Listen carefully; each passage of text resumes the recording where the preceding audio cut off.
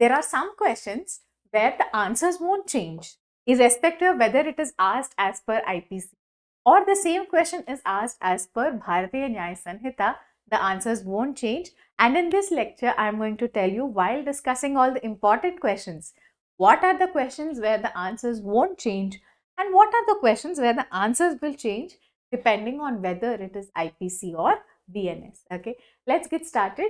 As you all know, this subject is a very high weightage topic. Total 8 marks questions, 8 questions you can get in AIBE exam from this subject. So let's get started with the first question. Maxim, actus non facit rea, nisi mensit rea. Actus non facit rea, nisi mensit rea. Mens rea or mensit rea. This maxim is a very important maxim. I have myself discussed a lot of times. And what does this maxim mean? How do we remember the maxim? This maxim is basically saying two things. If a crime should happen, to consider something as a crime, we need two things. One is a guilty mind. What is the first one? We need a guilty mind. And what's the second one? We need a guilty act. You should actually be doing something which is wrongful, right? Guilty act. So, if you are only having the guilty act, you have only done some wrongful activity, but there is no guilty mind, there is no mens rea, then there is no crime. So, for a crime, two things are necessary. You should have the physical act which is wrongful. Along with it, should also have a guilty mind. If without the guilty mind, if there is no guilty mind, then there is no crime.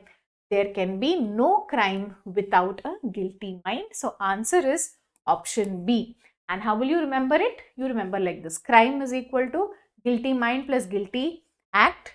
And if the mind is crossed out, if there is no guilty mind, if there is no mens rea, we will not have any crime. Okay. Very simple, very basic. I don't want anybody to get this question wrong when it comes in the exam. And now, will this question change irrespective if the question is asked as per IPC or BNS? No, the answer is the same. The maxim answer will not change in BNS or IPC. Will be the same. Next. I'm discussing little tough questions only, okay? Because very direct based questions, how to answer, you all know. That I have already discussed in a lot of videos. If you still haven't watched those videos, I'm going to link them here. So for solving easy questions, simple Berac based questions, how to solve step by step, I have explained a lot of times. You can go watch those videos. Now let's do little bit tough questions. Raman having found a key of Raju's house, which Raju had lost. What they are saying from the first sentence, there is one person called Raman or Ram, let's call him Ram, found the key. Whose key? Raju's house key. Okay, very nice. There is one house key. But this Raju actually lost the key. That's why Ram found it. Now I have that key. I have taken the key. And now I meaning Ram is going and entering Raju's house after opening the door with that key. Whatever is the lost key, using that lost key, now this Ram is going and opening Raju's home.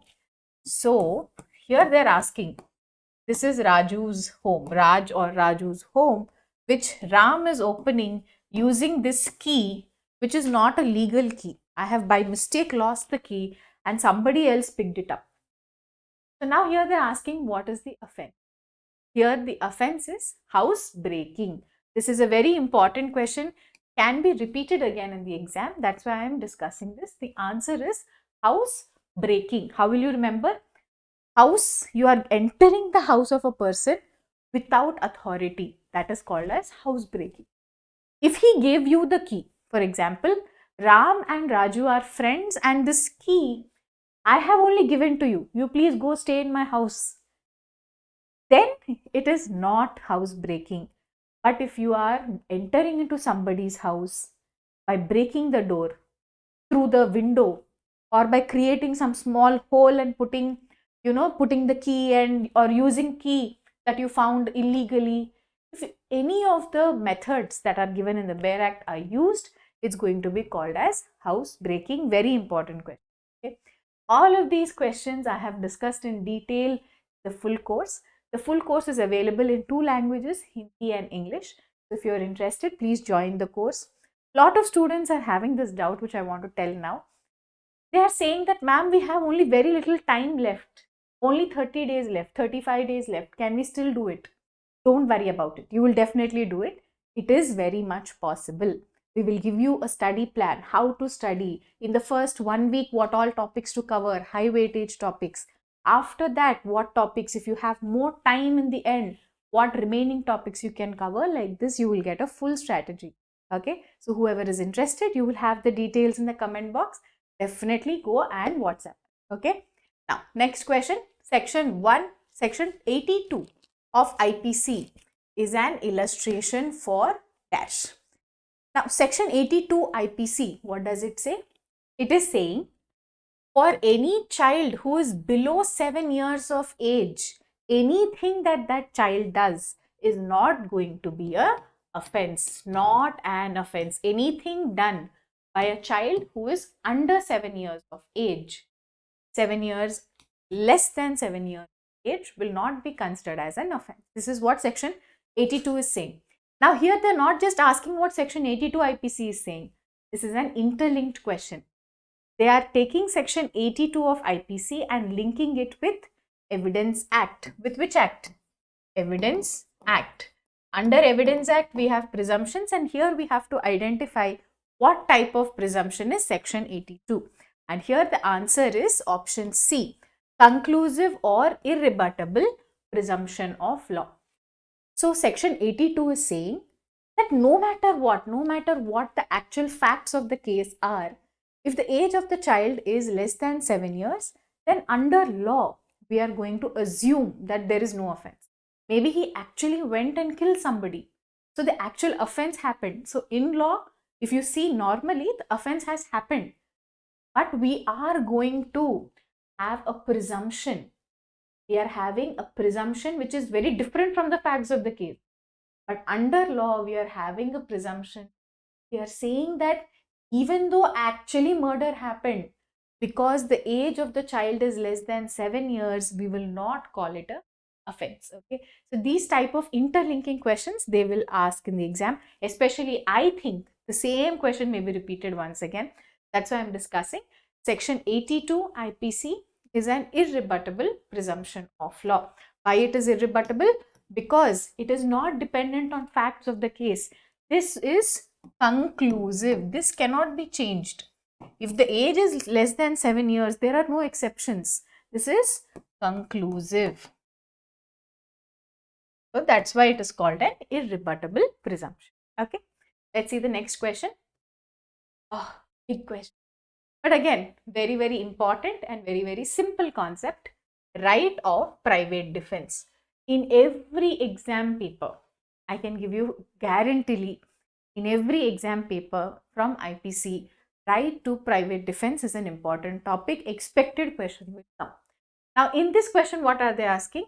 Right of private defense of the body extends to voluntarily causing death if the offense which occasions the exercise of right 1, 2, 3, 4. What they mean here, I will explain in simple words. What they are saying, right to private defense can also cause death. During the right to private defense, you can also cause death of a person in which of the situation. This is given clearly in which section? Section 100 of IPC. This is clearly given. So if you identify in the exam that, oh, this is the question that they are asking, it is sufficient, then from the Bare Act, you can match the condition. So what is it? Right to private defense. In some situations, you can even cause the death of the other person. To cause such death of the other person, what are the circumstances? The circumstances should be such where you are yourself afraid that death will be caused. So answer here is option A. And what is the reference section? Section 100 of IPC. Now, frankly speaking, if the same question is asked in BNS also, the answer will be the same once again, because in IPC and BNS regarding private defense, the concept is exactly the same. Word to word, everything is the same. Only some section numbers have changed in BNS, but the concept of private defense is the same. The conditions for when you can cause death, private defense is also the same. So, if you understand what are the major differences between IPC and BNS, it is sufficient. Like, how do I know the answer is going to be same in IPC and BNS? Because I have understood the concept that for right to private defense between IPC and BNS, conceptually there is no difference. So if you understand this much, then in the exam hall you are not worried. Ma'am, should I apply IPC here? Should I apply BNS here? Because you will know that ma'am said for private defense there is no change. So even if I apply IPC or even if I apply BNS, my answer is going to be option A only. The answer is not going to change. And in the full course, all the new criminal laws I have taught in a comparative manner. So don't worry, if you're joining the full course, you will get everything as per updated syllabus. Okay. Now, let's do one more question. Yes. Under section 498 capital A, the cruelty means. Now, this I want to just clarify once again. The concept of cruelty is there in IPC. The definition of cruelty is also there in IPC, and the definition of cruelty is also there in BNS. Once again, concept is there in both, only section number change.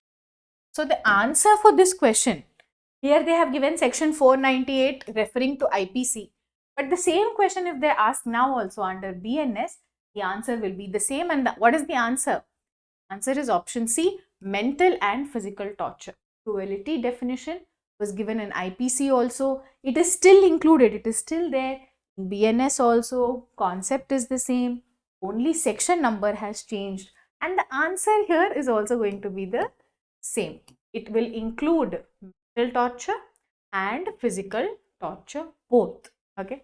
So these are some of the important questions, especially question number 2 and 3 that I have discussed in this lecture are very important. If needed, go back and watch the lecture once again, but those two questions don't miss out for this exam.